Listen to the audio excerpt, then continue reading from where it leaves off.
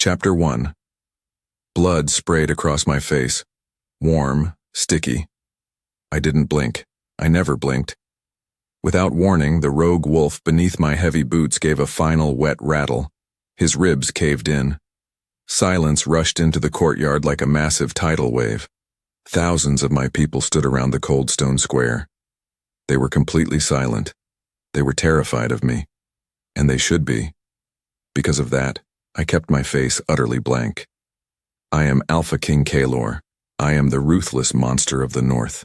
If I show even a single crack of weakness, they will tear me apart. That's why I wiped the thick blood from my jaw with a slow, deliberate thumb. Just like that, the fear in the air thickened. It tasted like bitter ash on my tongue. I hated it.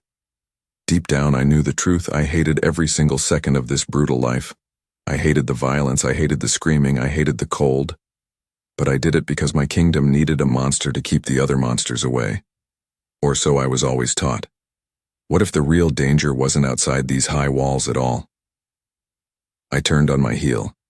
My heavy boots crunched loudly against the frost-covered stones.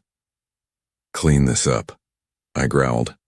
My voice was a low, rumbling grate that made the closest guards flinch. The guards scrambled quickly. They didn't make eye contact. No one ever did. Next, I pushed through the massive oak doors of the Obsidian Keep. The dark castle swallowed me whole. Shadows danced between the high stone pillars. The cold, damp air slapped my heated skin. As the silence stretched, the ghost of my murdered father whispered in my mind. A soft king bleeds. That is the painful story I tell myself every single night. He was soft. He trusted his smiling court, and they slaughtered him right in front of my 6-year-old eyes. I watched his warm blood pool on these exact gray stones. I will never be soft. Instead, I am forged of iron and pure rage. But then, a sharp, blinding pain cracked behind my eyes. A hollow, aching emptiness ripped right through my broad chest. I leaned heavily against the freezing stone wall. I closed my eyes. I felt so incredibly tired, so completely, hopelessly alone. Without another word, I pulled my thick, dark cloak over my broad shoulders. I needed to breathe. I needed to be someone else, even for just 1 hour. By the time I reached the hidden servants' exit, my racing pulse was finally slowing down. The night air outside was biting and freezing. It felt incredibly good. I stepped out into the dark, empty streets. The city was fast asleep. But the shadows felt very wrong tonight. A strange, dark hum vibrated deep in my heavy bones.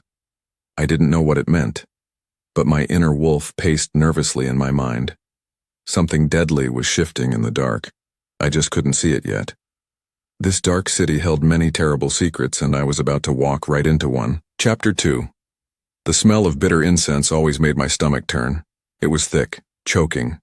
It smelled like dead rot covered in sweet perfume.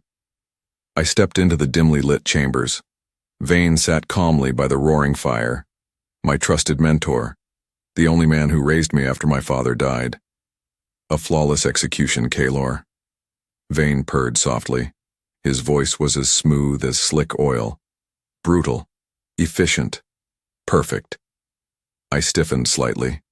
Because he praised me, I should feel proud. Yet, a freezing cold weight settled deep in my gut. He trespassed, I muttered quietly. My tight jaw ticked. It was the law. Vane stood up gracefully. He walked slowly toward me.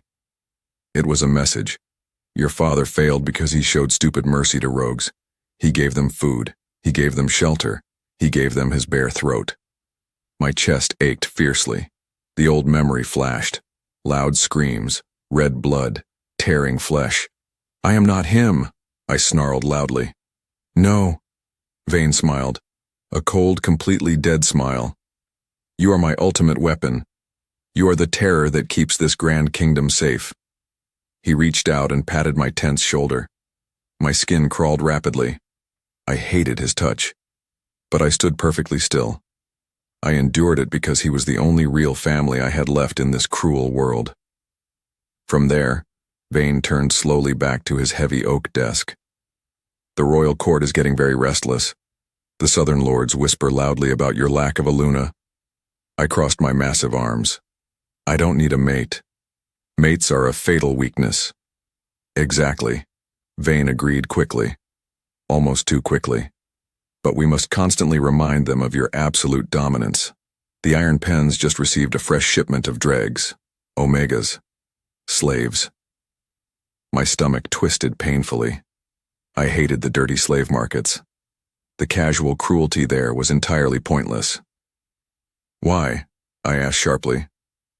Because a king who holds power over life and death is truly feared. Go there tonight. Buy the lowest, most pathetic creature you can easily find. Bring it to the keep to scrub the bloody floors. Let the Lord see that even the weak belong entirely to you. I didn't want to go. I wanted to hide in the deep shadows. I wanted to sleep without dreaming of fresh blood. No matter how hard he tried to hide it, my inner wolf whined in protest. But the terrified little boy inside me always obeyed this man. Fine. I grunted heavily. Before I could move, Vayne's dark eyes locked intensely onto mine. Don't ever disappoint me, Kaelor. I turned swiftly and walked out. The heavy wooden door slammed shut loudly behind me. As the wind shifted outside the tall window, a strange, hot anger bubbled in my blood. I was the Alpha King. Not only that, but I was the most feared wolf on the entire continent. Why did I constantly cower before an old man? What was Vayne really hiding behind that oily, fake smile? Still, my heavy boots carried me directly toward the lower city, toward the awful filth and the endless pain. I pulled my dark hood very low. The dark, winding path led me straight down into the absolute worst place in my kingdom. Chapter 3. The iron pen smelled like pure, concentrated despair. Thick mud squelched loudly under my boots. Orange rust coated the heavy iron cages. The cold air was thick with the awful scent of sharp fear, unwashed bodies, and creeping sickness. It was disgusting. It was wrong. But I kept my scarred face totally blank. I walked straight down the center dirt aisle. Cruel slavers bowed their heads quickly as I passed, terrified of my massive frame and glowing golden eyes. I scanned the crowded cages. I just wanted to buy a cheap worker and leave immediately. I needed someone totally broken, someone perfectly quiet. Then, my world tilted. I stopped dead in my tracks, in the dark corner of a filthy wet cage. A girl sat quietly in the mud. She was tiny, fragile. Her torn clothes were nothing but dirty, wet rags. Her hair was a wild, tangled mess of dark curls. But she wasn't crying, because every other slave was sobbing or shaking with fear. Her absolute stillness caught my eye. I stepped much closer. My powerful wolf scratched frantically at the inside of my mind. A low electric hum vibrated completely down my spine. The sweaty slaver rushed over, sweating nervously. My great king, she is just a runt, an omega. Worthless, really. I wouldn't. Silence, I commanded coldly. The frightened man snapped his mouth shut instantly. I stepped right up to the thick iron bars. I towered menacingly over her. I let my dark alpha aura push outward, a heavy, suffocating, invisible weight designed to make all weaker wolves instantly submit. Most normal wolves hit the dirt immediately. She didn't. Between one breath and the next, she slowly lifted her small head. Our eyes met. Her eyes were a striking, impossible shade of bright violet, and they were staring right through my thick skin. She wasn't looking at my heavy crown. She wasn't looking at my ugly scars. She wasn't looking at the terrifying monster. She was looking directly at the terrified, lonely boy hiding deep inside my aching chest. As the silence roared in my ears, my breath caught. Her soft gaze felt like warm, healing sunlight piercing through a frozen, dead lake. She didn't show any fear. She showed pity. She showed deep sadness. For me. Don't look at me like that.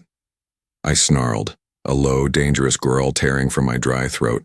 She just blinked, slowly, calmly. You are in so much terrible pain, she whispered softly. Her voice was like sweet, sad music. My heart skipped. Wild panic built rapidly in my chest. No one ever saw my pain.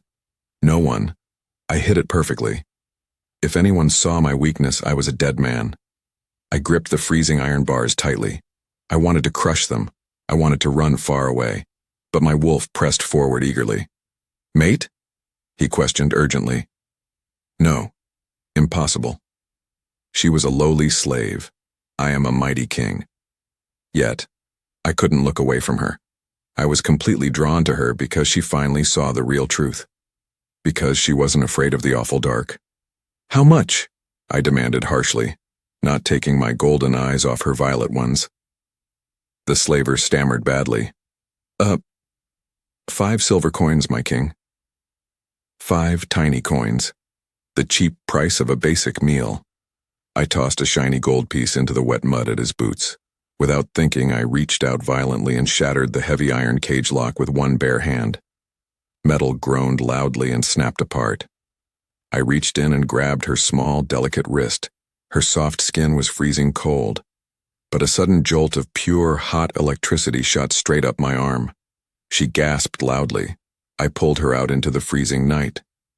"You are mine now," I growled deeply, my rough voice thick with something I couldn't fully understand. And just like that, I dragged my own beautiful salvation back toward the darkest, coldest castle in the entire world. Chapter 4. I dragged her roughly up the steep stone steps of the Obsidian Keep. My heavy boots echoed loudly. Her small, bare feet stumbled behind me. Because I was the Alpha King, I could not let the guards see my trembling hands. From there, I shoved my massive bedroom door open. I pulled her inside the dark room. Next, I slammed the heavy oak door completely shut behind us. Just like that, we were totally alone. As the silence stretched, my loud breathing filled the cold space. Have you ever felt entirely exposed? Have you ever had your deepest, darkest secret dragged into the light? It feels like drowning in freezing water. Without thinking, I spun around to face her. I wanted to scare her. I wanted to break her. I wanted to force her to lower those piercing violet eyes. Instead, she just stood there. She rubbed her red wrist gently. "Who sent you?" I snarled loudly, stepping right into her space. "Are you a spy for the Southern Lords?" She shook her head slowly. Her wild hair fell across her pale face. Even so, I pushed my dark alpha aura straight at her again. It was heavy and suffocating. Because I needed her to fear me, I let my sharp fangs drop down. "Submit!" I roared angrily.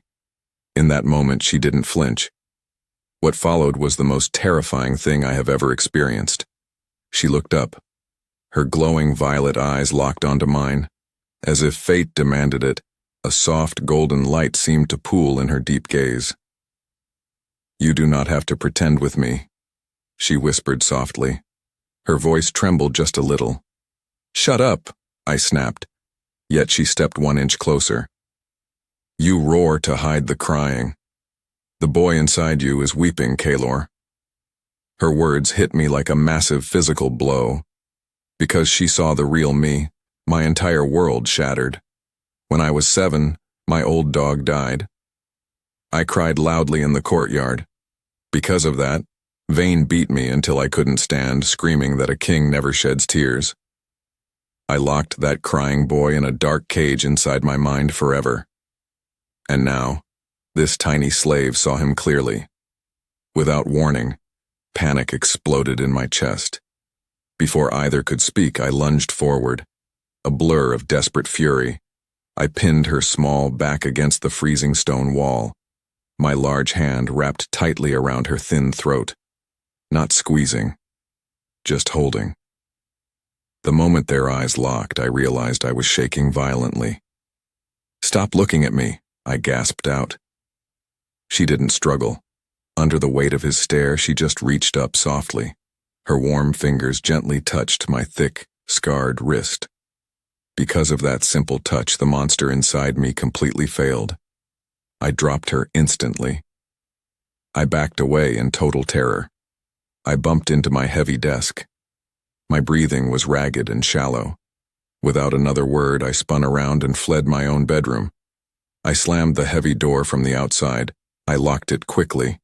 I ran down the dark hallway like a hunted animal, leaving my biggest threat completely trapped in my own bed. Chapter 5. I ran straight down into the deep cellars. Eventually, I locked myself inside my dusty war room. It was completely dark. It was freezing cold. That night, I grabbed a heavy glass bottle of dark liquor. I ripped the cork out with my sharp teeth. Because I needed the burning pain, I chugged the fiery drink until my throat felt raw. What's worse, the strong alcohol didn't erase her violet eyes from my spinning mind. I collapsed heavily into a large leather chair. I buried my scarred face in my rough hands. My powerful chest heaved violently. What was happening to me? As the echo faded in the empty room, my mind raced frantically. She was a massive danger. She was just a slave. If Vane found out what she could see, if the lords knew I was broken inside, I would be dead by morning. Deep down, she knew the truth. And truth gets you killed in this brutal castle. I stared into the dying embers of the fireplace. I had to kill her. It was the only safe choice. I execute traitors every single day. I snapped necks without a second thought. Rather, a sickening guilt twisted sharply in my gut. Because she was innocent, I couldn't bring myself to give the order. I remembered how small she looked in that rusty cage. I remembered the gentle warmth of her soft fingers on my wrist. On the other hand, if I let her live, she would destroy my terrifying mask. I poured another large drink. My hands were still shaking terribly. By the time the bottle was half empty, the dark shadows in the room seemed to stretch and twist. Who was planting this strange, dark magic in my city? Why did the air outside smell like rotting sickness? These dangerous questions burned in my foggy brain. I had two massive problems, and no clear answers. Because of that, I squeezed my eyes shut tightly. I just wanted the terrible noise in my head to stop. But then a horrific sound shattered the quiet night. It was a scream. But it wasn't human. It wasn't exactly wolf either. It was a wet, unnatural howl of pure, empty agony. It echoed straight up from the lower dungeon levels. Without thinking, my eyes snapped open. My inner wolf roared to sudden life. In the span of a breath, the crushing depression vanished. Hot, protective alpha instincts flooded my heavy veins. Someone was attacking my keep. With every heartbeat, I dropped the heavy glass bottle. It shattered loudly on the stone floor. I kicked the wooden chair away. I grabbed a heavy silver broadsword from the wall rack. As if pulled by a string, I sprinted out the wooden door. I ran wildly toward the dark dungeons. I was the Alpha King. No one attacked my home and lived to tell the tale. Little did I know this bloody fight was about to change everything I believed. Chapter 6. I leaped down the winding stone stairs 3 at a time. The heavy smell of fresh blood hit my sensitive nose. It smelled wrong. It smelled like burnt hair and sour milk. At the same time, the strange dark magic I felt earlier was much stronger here. It choked the damp air. As I rounded the sharp corner, I saw him, one of my own royal guards. He was massive, but his strong back was hunched over awkwardly. His silver armor was torn and twisted. "Guard!" I barked loudly. He slowly turned around. When his face hit the dim torchlight, my stomach completely dropped. His eyes were completely pitch black. No white, no gold, just endless, empty dark. Black drool leaked thickly from his snarling lips. Before I could move, he lunged right at me. He was incredibly fast. He crashed heavily into my chest. We went rolling across the hard stone floor. His sharp claws ripped right through my thick shirt. Pain flared brightly in my shoulder. I kicked hard. I sent him flying into the damp wall. He hit the stone with a loud, sickening crack. Still, he bounced back instantly. He didn't feel any pain. Because I had to protect my home, I swung my heavy silver sword. The sharp blade bit deeply into his thick arm. Black blood sprayed everywhere. He didn't even flinch. He just kept coming. What followed was a brutal, ugly fight. We smashed into heavy wooden barrels. We shattered thick stone pillars. He fought like a mindless, rabid beast. Suddenly, a loud, terrified gasp echoed down the long hallway. Without warning, I spun my head. Leora stood there. She had escaped my locked bedroom. "Run!" I roared at her desperately. Instead, she froze completely. Her bright violet eyes were glowing brightly in the dark corridor. She stared directly at the attacking guard. "Kaelor!" she screamed out loudly. "He has no soul, it's entirely gone." Her words hit me like lightning. No soul? That was impossible. Only ancient, forbidden dark magic could rip a wolf's soul completely out. Because of her distraction, the dark guard tackled me hard. His heavy jaws snapped wildly at my exposed throat. With every heartbeat, I shoved my thick arm up. His sharp teeth sank deeply into my hard forearm. I roared in hot pain. But I am the Alpha King. I grabbed his armored neck with my free hand. I squeezed with all my massive strength.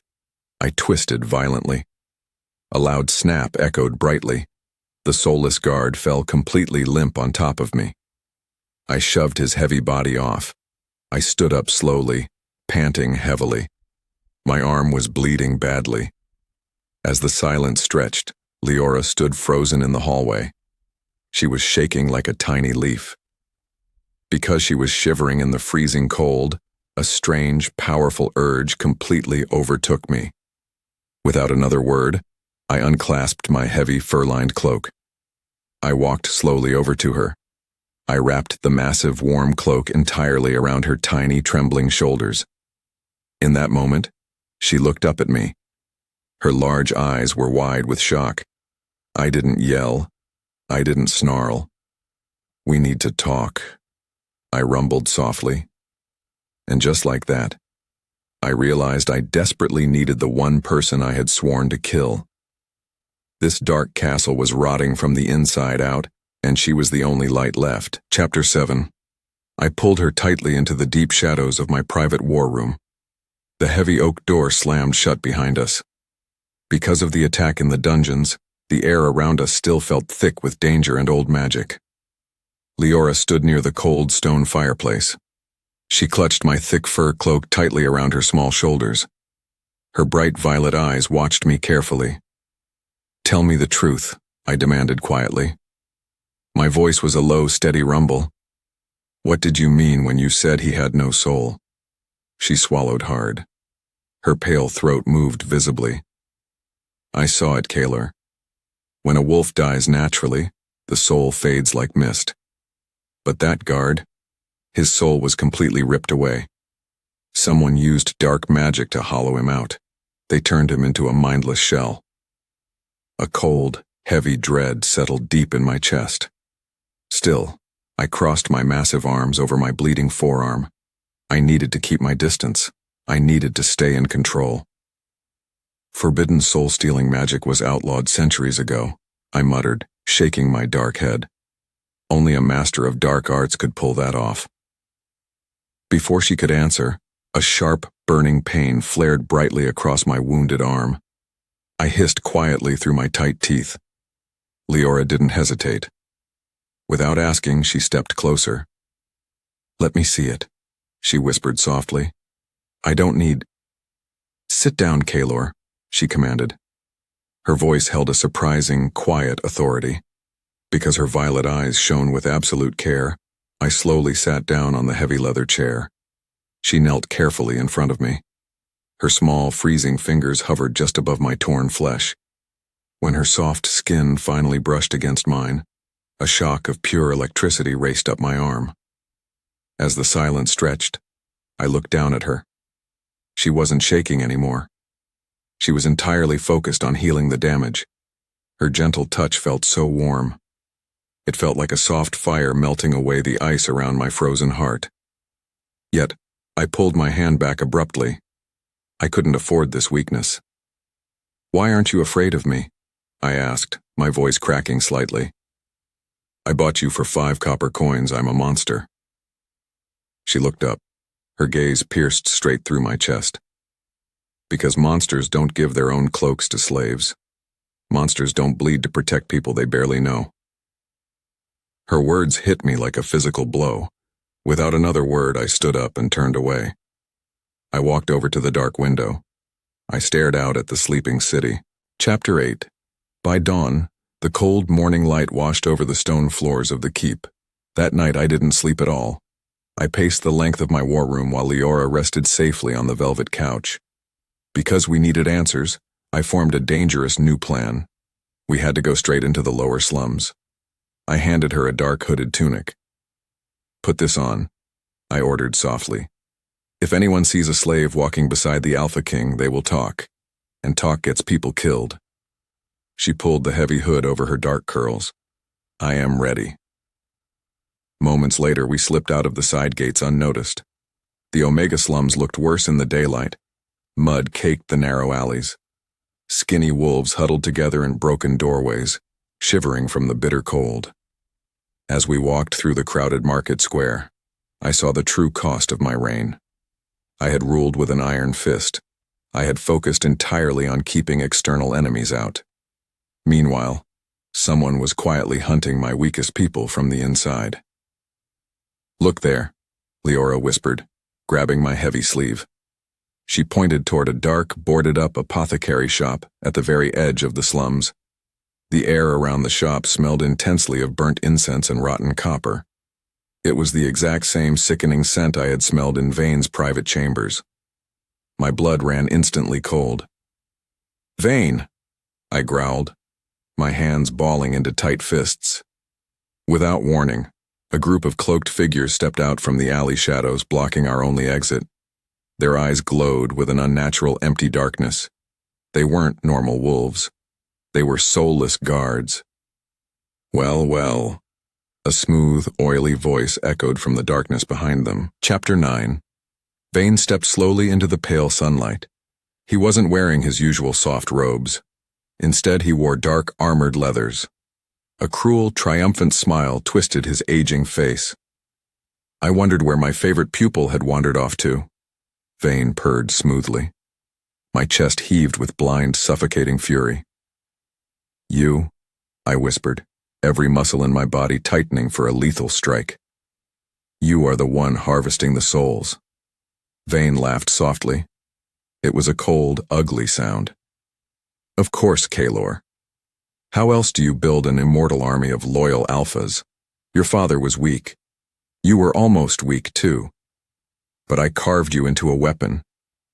And now that weapon will secure my absolute rule." Leora stepped bravely in front of me. Her violet eyes blazed with fierce light. "You are nothing more than a coward hiding behind stolen magic," she shouted. Vane's smile vanished instantly. His dark eyes narrowed. "Kill them both." The soulless guards lunged forward like rabid beasts. What followed was a brutal, bloody clash in the muddy alley. I didn't hold back. I shifted partially, my claws extending, my teeth lengthening into deadly fangs.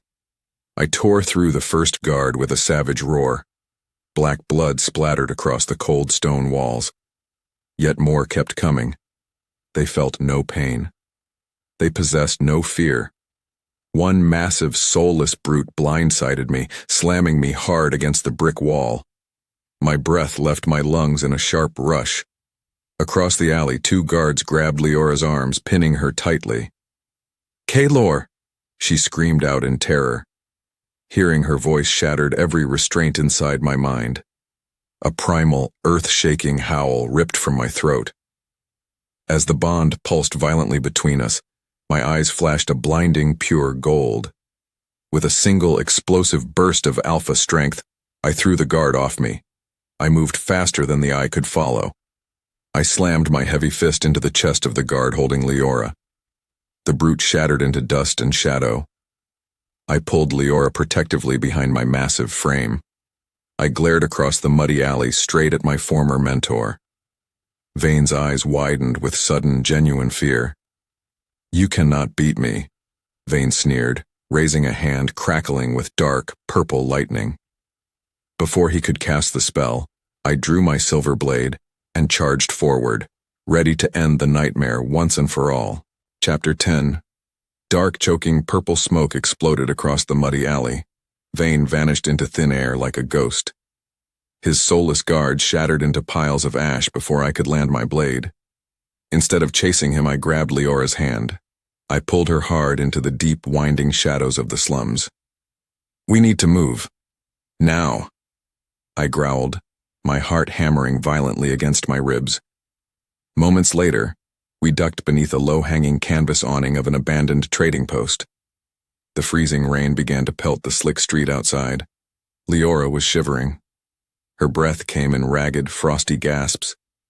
As a result, I pulled her closer to my massive, radiating body heat. I wrapped my arms around her. "Are you hurt?" I asked, my rough voice laced with a sudden raw panic that terrified me. She shook her dark head slowly. Her violet eyes searched my tense face. "I am safe, Kaelor, because you are here." Those simple words sent a jolt of fierce, protective electricity straight through my chest. Yet, the terrifying reality of our situation pressed down on us like a collapsing mountain. Vayne knew we knew. The entire kingdom was still completely blind to the rot eating away at its core. More importantly, we had nowhere safe to go. The Obsidian Keep was no longer a sanctuary. It was a trap controlled by a monster who wore a grandfather's face. To make things worse, my people were starving and terrified out here in the filth, all while I sat on a golden throne built on lies. I stared down at the muddy water pooling around my boots. A sickening wave of heavy guilt washed over me. I had spent my entire life believing my cruelty kept these people safe. "I did this," I whispered bitterly, my voice cracking. "My brutal laws, my blind obedience to Vayne. I built the very cage that trapped them." Leora reached out. Her small, warm hand gently cupped my rough, scarred cheek. "You didn't know," she murmured softly. Her touch was like a quiet anchor in a violent storm. "You were just a child when he broke you, Kaelor, but you can fix it now." Before I could answer, a chilling, unnatural sound echoed from the end of the dark alley. The low, rumbling growl of a soulless beast. Vayne was hunting us. And we had to find the source of his dark magic before he found our hearts. Chapter 11. The secret iron door was hidden beneath a pile of rotting garbage at the edge of the lower docks. Soon after we escaped the alley, Leora's soul sight guided us straight to this damp, forgotten hole in the earth. What followed was a descent into absolute nightmares. We crept down a narrow stone staircase dripping with foul black water. The air grew thick, hot, and heavy with the metallic stench of fresh blood and burnt ash. I pushed open a heavy wooden door. My golden eyes widened in pure, blinding horror. It was an abattoir, a slaughterhouse for souls. Rows of glowing glass jars lined the stone walls. Inside each jar, a faint, beautiful blue light pulsed softly, trapped wolf souls, crying out in silent, eternal agony. In the center of the dark room stood a massive stone altar covered in ancient, glowing runes. "This is how he builds his immortal army," Leora whispered, her voice trembling as she stared at the captive lights. "He steals them from innocent Omegas." My blood ran instantly cold. Every muscle in my massive body locked tight with lethal fury. That's why so many weak wolves had vanished over the years without a single trace. Vayne hadn't just been my mentor. He had been a butcher. I stepped forward and swept my hand across the wooden desk next to the altar. Thick, leather-bound ledgers scattered across the bloody floor. I dropped to one knee. I flipped open a heavy book. My own name stared back at me in Vayne's neat, looping handwriting. Subject Alpha 1, Kaelor. Notes: the boy shows too much empathy after his father's execution. Applied psychological trauma and systematic isolation to erase his weakness. The weapon is nearly complete. The brutal truth hit me like a physical blow to the chest. Every beating, every scream, every drop of blood I had shed to prove I wasn't soft. It wasn't because my father failed. It was because Vayne wanted a loyal, broken monster he could easily control. My entire life was a lie engineered by the man I called father. A choked, helpless sound tore from my throat. I slammed my fist into the stone floor. The rock shattered into a spiderweb of deep cracks. "Kaelor." Leora breathed softly, dropping to her knees beside me. She wrapped her arms around my neck, pressing her face against my broad shoulder. Yet, as her warm tears soaked into my dark tunic, a cold, heavy silence filled the room. The game had completely changed. The stakes were no longer just a kingdom. They were our very souls. Suddenly, the heavy iron door at the top of the stairs creaked open. Footsteps echoed down the damp steps. Slow, heavy, confident. Vane's voice drifted down into the dark chamber, dripping with sickening amusement. "I wondered how long it would take you to find my little trophy room, my boy." Chapter 12. The heavy silence in the underground chamber broke like cracking ice. That night, my mind didn't panic. Instead, an icy, lethal calm flooded my heavy veins. I stood up slowly. I pulled Leora behind my broad back, shielding her from the stairs. Vane stepped out of the shadows. He held a glowing dagger carved from black bone. A cruel, satisfied grin stretched across his wrinkled face. "You always were a fast learner, Kaelor," Vane purred smoothly, taking a slow step toward us. "Too bad you lacked the stomach to finish what I started." Even so, I didn't flinch. I let my sharp fangs lengthen. My golden eyes glowed with terrifying, unbridled power. "You killed my father," I rumbled, my voice vibrating deep in my chest. "You tortured me. You turned this kingdom into a graveyard." Vane laughed, a sharp, ugly sound that echoed off the bloody stone walls. "Your father was a fool who wanted peace. Peace makes wolves weak. I made you strong. I made you a king." "No," I growled softly, stepping forward. "You made a monster, but the monster is dead." Before Vane could raise his bone dagger, a blinding flash of golden light erupted behind me. Leora stepped up beside me. Her violet eyes burned with divine fury. She raised her small hand, and a wave of pure, spiritual energy slammed into Vane's dark magic shield. Vane staggered backward, his confident smile finally slipping into raw shock. "Impossible," Vane screeched, lifting his hands to cast a killing curse. Because of that split-second hesitation, I moved like lightning. I closed the distance between us in a single breath. I didn't use rage. I used pure protective justice. I grabbed Vane's wrist and twisted hard. Bone snapped loudly. The black dagger clattered uselessly onto the bloody floor. I shoved him hard against the stone altar. He slid down, gasping for breath, clutching his broken arm. By the time he looked up at me, his eyes were wide with terror.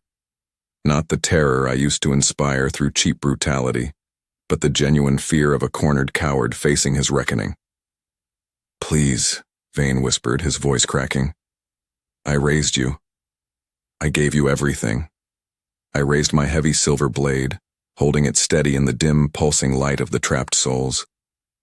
"You gave me a cage," I whispered coldly. Before the words left my lips, the heavy iron door above us burst open again. Heavy footsteps echoed down the stairs. The air shifted. More guards were coming. And the war for the soul of the North was only just beginning. Chapter 13. The heavy wooden door slammed open. Moments later, a half-dozen royal guards poured down the damp stone steps, their weapons drawn and ready. Vane smiled weakly from the floor, clutching his broken arm. "Kill him!" Vane shrieked. "The king has gone mad. Cut him down." The guards hesitated. They looked at Vane. Then they looked at me. For a second, the air froze. Because I was the Alpha King, every instinct told me to bare my teeth and roar. Instead, I stood completely still. I exhaled a slow, steady breath. Not with rage, but with clarity. Not with fear, but with purpose. Not as a puppet, but as a true king. "Look around you," I commanded loudly, my voice echoing off the bloody walls. I pointed a steady finger toward the glowing glass jars lining the dark shelves.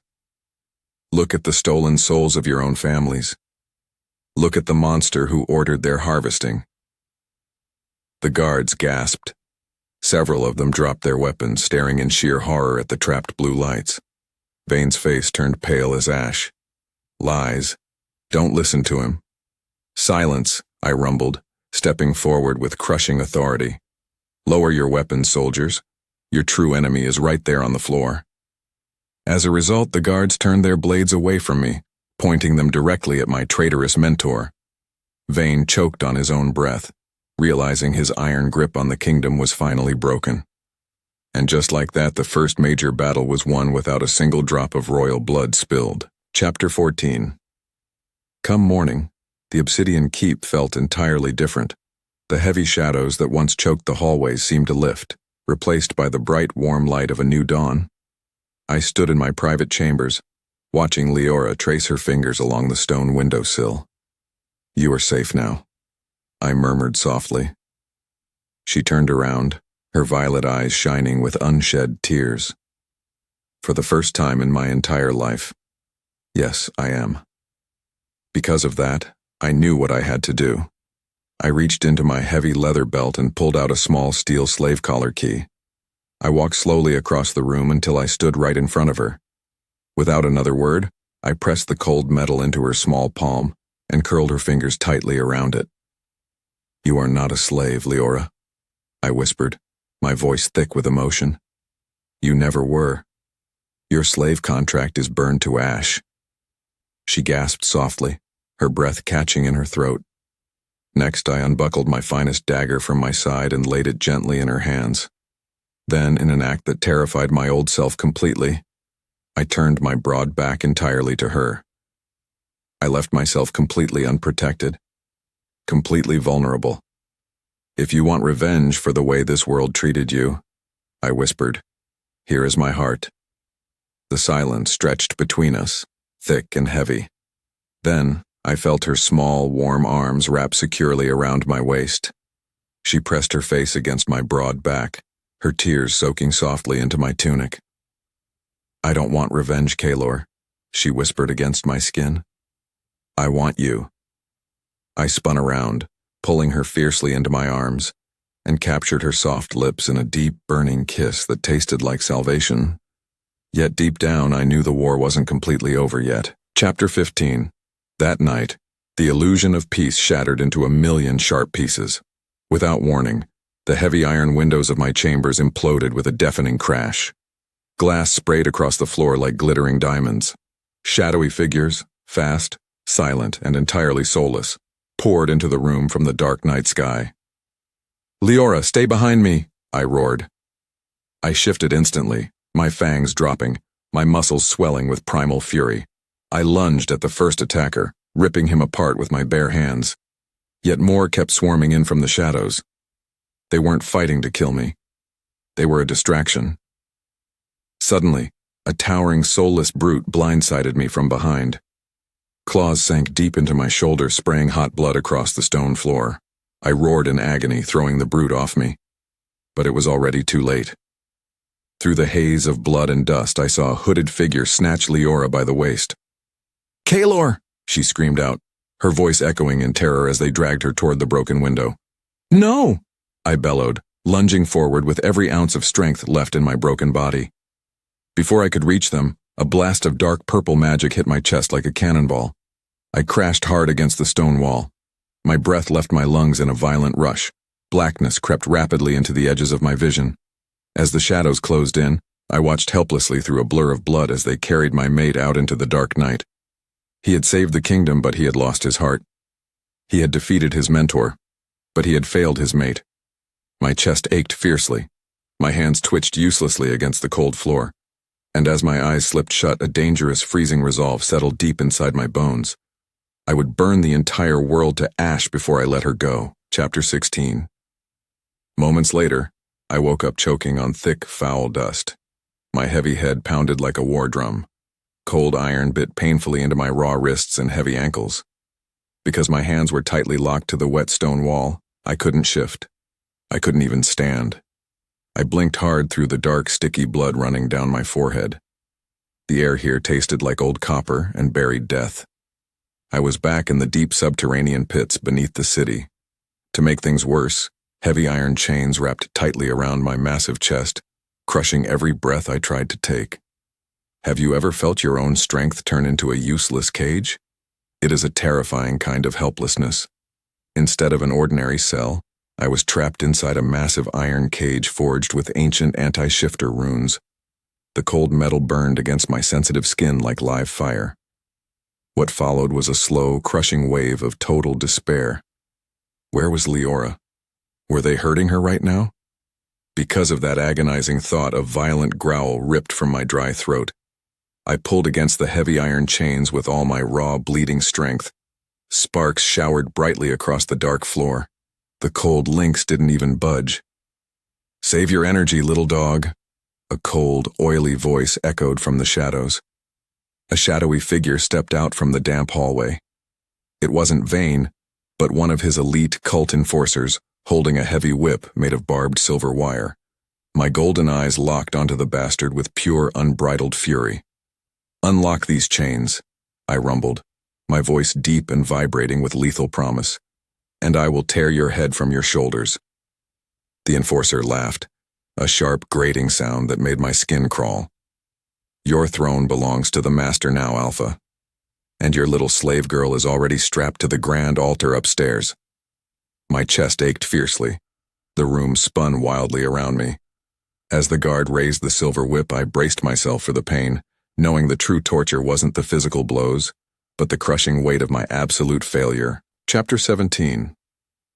By the time the heavy wooden door creaked open again, my entire body was burning with agony. That night, the physical pain faded into the background, replaced by a much deeper, colder terror. Two massive, soulless guards dragged a small, fragile figure down the stone steps. It was Leora. Her dark curls were matted with dirt and dried blood. Her torn tunic hung loosely over her trembling shoulders, but her bright violet eyes were still wide, defiant, and entirely unbowed. "Kaelor," she whispered softly, her voice cracking in the damp air. "Let her go," I roared, throwing my weight against the heavy iron chains until the links cut deep into my bleeding wrists. Because I loved her. Seeing her trapped in this nightmare felt worse than 1,000 silver blades piercing my heart. Without warning, the enforcer shoved Leora hard against the cold iron bars of my cage. Her small hands gripped the rusty metal right next to mine.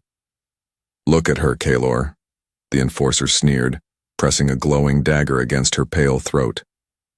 "This is what happens when a monster tries to play the hero. Her pure soul will fuel the master's immortal army."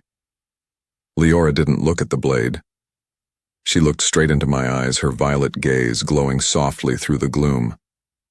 "Don't listen to them," she breathed, her warm fingers brushing my cold knuckles through the bars. "The boy inside you, he isn't broken. He is a king." Yet as the enforcer dragged her away, screaming my name up the dark stairs, something inside my soul violently snapped. What's worse, the old dark lie crept back into my spinning mind. He couldn't save his father. He couldn't protect his kingdom. He couldn't save Leora. I slumped forward against the heavy chains, panting heavily. The cold iron bit into my flesh. Maybe Vayne was right all along. Maybe love was just a fatal weakness meant to destroy the strong. As the heavy door slammed shut upstairs, total darkness swallowed the cell, and my weary wolf curled up in the dirt, waiting for the end. Chapter 18. As the silence stretched, the damp dungeon grew pitch black and freezing cold. Deep down, he knew the truth. I was never meant to be a savior. I was a weapon forged in blood and trauma, designed only to kill or be killed. In that moment, I closed my eyes and stopped fighting the heavy chains. My breathing slowed down to a hollow, ragged rhythm. Have you ever hit the very bottom of the dark? Have you ever felt so utterly empty that even pain feels like a distant memory? I couldn't hear the dripping water anymore. I couldn't feel the burning runes on my skin.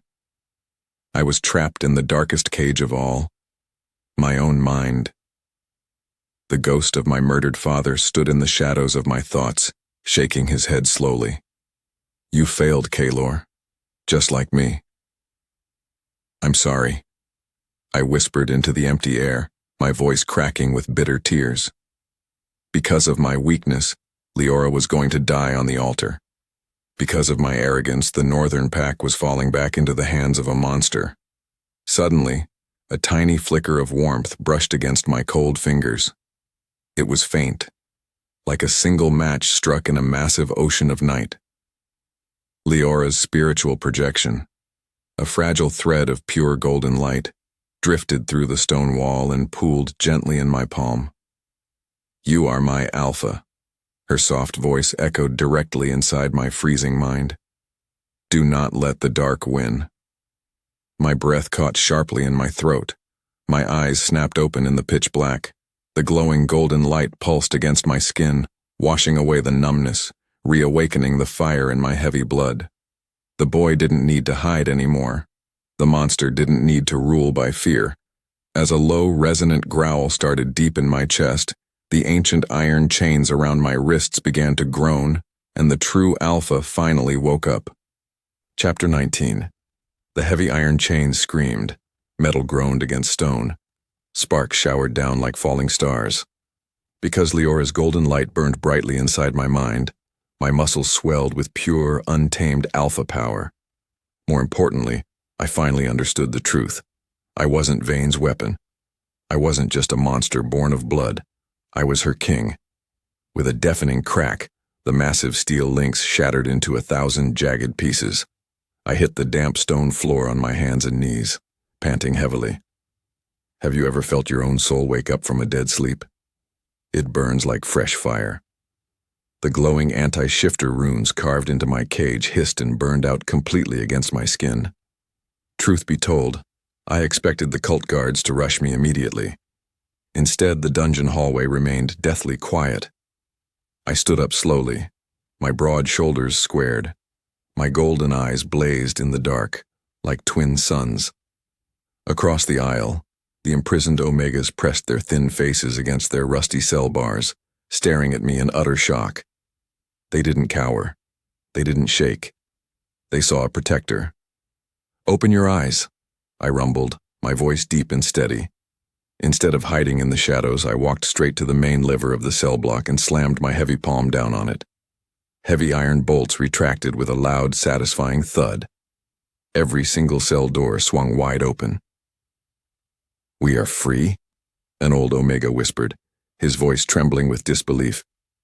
"You are," I replied, ripping a heavy iron bar from a broken wall to use as a weapon.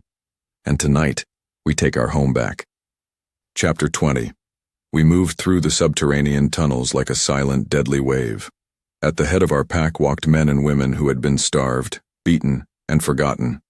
They weren't trained killers, but they had something much stronger than fear. They had survival and pure righteous fury. Eventually, we reached the base of the grand staircase leading directly up to the ritual chamber. At the same time, the heavy scent of burnt incense and dark magic drifted down from above, thick and choking. I held up a massive hand, signaling everyone to stop. "Listen to me," I whispered, turning to face the battered wolves behind me. "Vane thinks you are weak. He thinks you are just raw materials for his army." I gripped my iron bar tighter, my knuckles turning white. "Show him how wrong he is." A chorus of low, rumbling growls echoed off the damp stone walls. The fear was gone, replaced by the beating heart of a true, unified pack. Because we shared the same pain, we shared the same strength. I took a deep breath, filling my lungs with the familiar, earthy scent of the stone fortress. Then, I charged up the steps, kicking the heavy oak doors wide open into the blazing light of the altar room. Chapter 21. The grand chamber was bathed in an eerie, pulsing purple glow. In the center of the room, Leora was strapped to the cold stone altar. A thick ring of dark cultists chanted in harsh, ancient whispers around her. Above her chest, Vane held the glowing black bone dagger high in the air. "Stop," I roared, my voice shaking the very pillars of the room. Vane whipped his head around.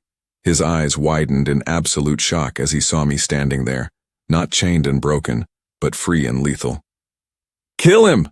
Vane shrieked, pointing his bloody dagger at my chest.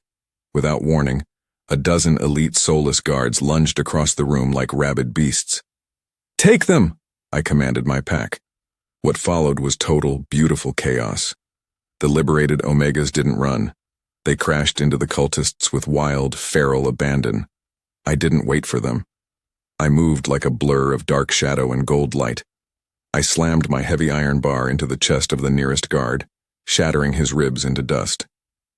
Rather than fighting with blind, senseless rage, every strike I made was calculated to protect my people. Because I finally fought for love instead of fear, I was completely unstoppable. I tore through the remaining guards in seconds, leaving a clear path straight to the grand altar. Vayne backed away slowly, his face twisted in desperate terror as he pressed the sharp tip of the dark dagger directly against Leora's chest. "One step closer, Kaelor," Vayne snarled, his voice cracking, "and her pure soul is mine." The room went dead silent. The final bloody showdown had arrived. Chapter 22. The air in the grand altar room smelled like burnt ozone and sour copper. Vayne pressed the sharp, black-bone dagger tighter against Leora's chest. A single drop of crimson blood welled up on her pale skin. My heart hammered loudly, but my mind stayed completely clear. Because I was no longer driven by blind rage, the chaotic noise in my head vanished. I didn't need to scream. I didn't need to thrash. "Step back, Kaelor," Vayne screeched, his voice cracking with panic.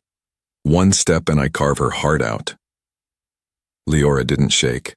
Her bright violet eyes locked steadily onto mine, filled with absolute, unwavering trust. "You are my alpha." Her voice echoed softly in my mind. Instead of lunging blindly, I took one slow, deliberate step forward. Vayne snarled, lifting his free hand to unleash a blast of dark, crackling purple magic. "Die, you ungrateful beast." The dark energy shot toward my chest like a bolt of lightning. Without thinking, I didn't dodge. I channeled the protective warmth of my pack, letting a bright wave of golden light erupt from my hands. The two forces collided with a deafening boom. Blue and purple sparks rained down across the stone floor like shattered stars. The shockwave blew the heavy altar candles out in a single breath. Before Vayne could cast another spell, I closed the distance between us faster than a striking wolf. I swept my heavy iron bar low, smashing it directly into Vayne's knee. Vayne howled in pure agony. His grip on the dagger slipped. The dark bone weapon clattered uselessly onto the bloody floor. He collapsed heavily onto his knees, clutching his shattered leg, gasping for air. "Please," Vayne whimpered, looking up at me with wide, terrified eyes. "I raised you. Spare me." I raised my heavy silver blade. The cold steel caught the pulsing light of the room. For a second, the old ghost of my mentor whispered in my ear, telling me to make him suffer, telling me to let the monster win. Truth be told, it would have been easy to tear him apart. Yet I lowered the blade just an inch, exhaling a calm, steady breath. Justice didn't need cruelty. A true king didn't need torture. With a single, swift, and mercifully clean motion, I brought the sword down. Vayne slumped forward, his reign of terror ending in absolute silence. As his dark life faded, the thousands of trapped soul jars lining the walls cracked open all at once. A blinding, beautiful shockwave of pure blue light rushed upward, filling the dark chamber, and soared freely out toward the open night sky. Chapter 23. Moments later, the pulsing purple glow was entirely gone. I dropped my weapon to the stone floor and rushed straight to the grand altar. With shaking hands, I sliced through the thick leather straps binding Leora's wrists and ankles. She fell forward instantly, and I caught her fragile body against my broad chest. "I've got you," I whispered, my voice thick with emotion as I buried my face in her soft, dark curls. "You are safe now. It's over." Leora wrapped her arms tightly around my neck, pulling herself as close to me as humanly possible. "I knew you would come," she breathed, her voice filled with quiet relief. Around us, the liberated Omegas gathered in a respectful, silent circle. They didn't bow out of terror. They looked at us with warm, tearful eyes full of genuine gratitude. Because of that profound connection, I felt a heavy weight lift from my shoulders. The boy inside me wasn't broken anymore. He was finally healed. I scooped Leora up effortlessly into my arms, holding her close against my heart. "Let's go home," I rumbled softly. And just like that, carrying my mate in my arms, I led our new pack out of the dark underground depths and up into the warm golden light of the breaking dawn. Chapter 24. 6 months later, the Obsidian Keep was unrecognizable. That cold, terrifying fortress of shadows had been completely transformed by sunlight, warmth, and laughter. I stood on the wide stone balcony, looking down at the grand courtyard below. Instead of military drills and public executions, the grounds were filled with recovering wolves rebuilding their lives. Pups ran around chasing each other through open gardens, while families shared meals at long wooden tables in the fresh air. It was no longer a cage. It was a true sanctuary. "Penny for your thoughts, Your Majesty?" A soft, familiar voice teased from behind me. I smiled, turning around as gentle arms slid around my waist. Leora stepped out onto the balcony, the morning sun catching the bright violet in her eyes. She looked healthy, radiant, and completely free. I wrapped my arms securely around her, pulling her flush against my chest. "I was just thinking," I murmured, pressing a gentle kiss to the top of her head, "that monsters make terrible rulers." She tilted her chin up, a playful smile playing on her soft lips. "And what does a true king do?" I looked back down at the peaceful sanctuary we had built together, then looked deep into the eyes of the only woman who had ever truly seen my soul. "He protects the people he loves," I whispered softly, "and he lets himself be loved in return." Between us, the air hummed with a quiet, everlasting peace. The dark winter was finally over, and our forever had just begun. The end.